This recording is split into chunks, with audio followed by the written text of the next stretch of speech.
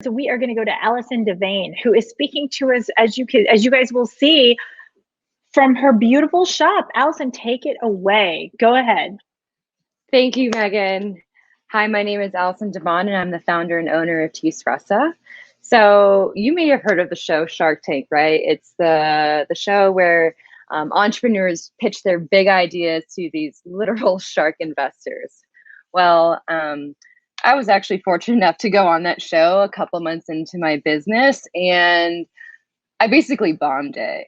In fact, I was crying, sobbing on national TV uncontrollably for several minutes after they told me that it was impossible for me to achieve my dream. There's no way that I could do everything that I told them I could do. Like, I'm all over the place, and it's too early. Yeah, good luck, I guess. And so it was really emotional. And honestly, it took me 5 years to see my episode again. And if anything, it lit the fuel to my fire to prove them wrong and to show them that I can do this. And yes, I'm a big dreamer, and I'm going to figure out on the way and achieve this. So this all started when I was young. When I was growing up, I had no idea what I wanted to do. I mean, I wanted to be like an accountant. I wanted to be a market manager. I wanted to be, my favorite job actually is a Kmart cashier when I was really little, because I literally thought the job was people just handed you money. I'm like, Mom, that's like the best job ever. You stand there and you get money all day. So long story short, I just had no idea what I wanted to do. And I thought, I'll figure it out, right? I'll go to college, I'll figure it out. Okay, didn't really figure it out. Senior year, I'll figure it out. All right, I'm out of college now, what? Because every society tells you got to get a job. You got to figure out what you're going to do. Moved to New York, still had no idea what I wanted to do. And I was like, okay, shoot. So long story short, went through several jobs, several things, and I landed on working for a startup. And I was like, whoa, this is really cool because I get to do everything that I love. I get to be an accountant. I get to be a marketing manager. I get to be a cashier. So I just knew I had to do that. And so I moved home, moved to Arizona, lived with my mother, and I was going to start a business. So I woke up every day and went to the kitchen fully dressed, right, at 7 a.m. and I went to work. So I had no idea what I wanted to do with myself. So I wrote lists, pros and cons of things I liked, things I don't like, things I'm good at, things I'm not good at. And I was still hitting a wall. And I was like, Dad, what's wrong with me? I have no idea what I want to do. And then he's like, well, if you could get $1 million doing anything, what would it be? And I was like, well, make lattes, of course. I mean, being a barista was the first job I had when I was 16. It was a job that I always went back to intermittently throughout my life. Like, I love making latte art and making the rhinos and making the pictures of trees or whatever the customers requested on top of the latte cup. I love coffee. Yes, Dad, you're a genius. So I was like, all right. That was kind of like my aha moment. And I was like, okay, this is what I'm going to do, but I'm not going to just start another coffee shop. I wanted to do something that was really impactful and something that would change the world. And so I was like, all right, well, my mother's Korean. She's really into tea. And honestly, it wasn't anything special to me. It was something that we drank when we were sick. It was something that was given to us with lunch. And, I was obsessed with coffee. I liked doing the latte art things. And the funny thing about that actually was that coffee wasn't really into me because I got lots of headaches and stomach aches. I actually can't really drink a cup of coffee more than once a week these days. And so I was like, all right, I got to figure something out and make tea cool, right? Because that'd be awesome because I don't get those side effects with that.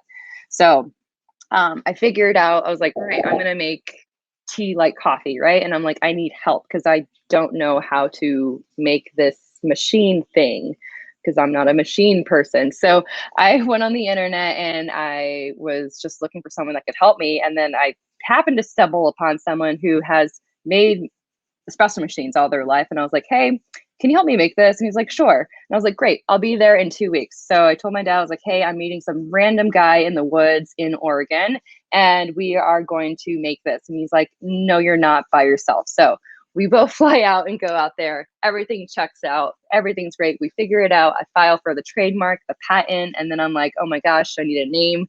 What is the name? So it was kind of like brainstorming for a long time. Then one day, 4 a.m., I wake up and I was like, it's Teaspressa. So I buy all the .coms, I buy the social media accounts, everything. And then I went back to bed. And that's when the real work began. So I started to get my products out there. I was like, I got to prove them wrong. I got to hustle. And so I would call places and be like, hey, can I work with you and just serve tea for free? And they're like, sure. Then I'm like, wait, how do I bring my tea over there? Because we lived in the suburbs with my parents, remember? And my mom's like, here's a $25 laundry cart. And I was like, perfect. So we went to Home Depot, got a piece of scrap wood and like a tablecloth from Home Goods, and that was my cart. Then I was like, great, it doesn't fit in my car. And she's like, well, how about you use the childhood family van and we'll take the back seats out? I was like, awesome, that works. And I still drive this car to this day. And so I would load it all in, go to the place, load it all out, do this stuff even for free, go back, and I would do this 3 times a week. I mean, it was a lot of work. And, and I just knew this is what I needed to do to build my business and my brand. And I was like, well, I got to find home base. I can't be doing this all the time. So I found a partner in downtown to open my first Teaspressa location. And that shortly after that, that was actually month 4 when I locked that in. That's when I went on to Shark Tank. So like I said, it was relatively new in the business. And they said it was too early, that my vision is so big and there's impossible for me to achieve it. And again, it was a very traumatizing, mortifying experience. I thought I wasted my time going there. I'm like, you guys just don't understand me. Like, I know I can do this. I really can do this. And at the time, it was a huge, huge failure to me. I mean, I didn't practice. I was like, I went through the scenario. I was like, how could I have made this better? Is it me? Do I really not know what I'm doing? Who am I to think that I could do all these things without even knowing how to do them, right? But as soon as my show aired, my phone just started buzzing, and it aired across the United States. And I get the chills just thinking about that moment, because I felt like, wow, this is it. With every unfortunate situation, every failure that happens in business, you have to look for the positives. You have to learn the lesson from it. And that's when I really learned that those failures and these lessons are what shape your success and what bring you to success faster. The more you fail, the sooner you're going to succeed.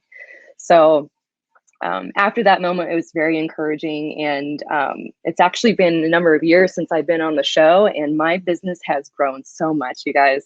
I proved them wrong. I did everything that they said that I couldn't do. And I just remember Lori telling me, hey, you got to crawl, then walk, then run.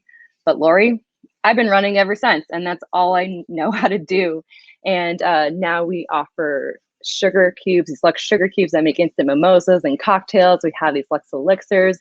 We're in national retailers like Neiman Marcus and Anthropology. We opened 4 stores. We're sold online. We dabble on licensing. I mean, it's all amazing stuff. And I never thought that I would be here. And I figured it all out. And it's not enough still. I want to go global. Teaspressa will go global. It's my goal to see Teaspressa and tea shots being like a staple in the household. Like, everyone knows what a tea shot is. Everyone knows that we were the ones that originated it. And my big goal is to start a school for inner city kids that teaches them about entrepreneurship, because I wish that was a career path that was shown to me. And so I just wanted to share my story with you, just to inspire you to dream big. Go after your vision. And just because you don't know how you're going to get there, it's okay. You can do it, because I did. And I hope that I inspire you to keep running too. Thank you so much.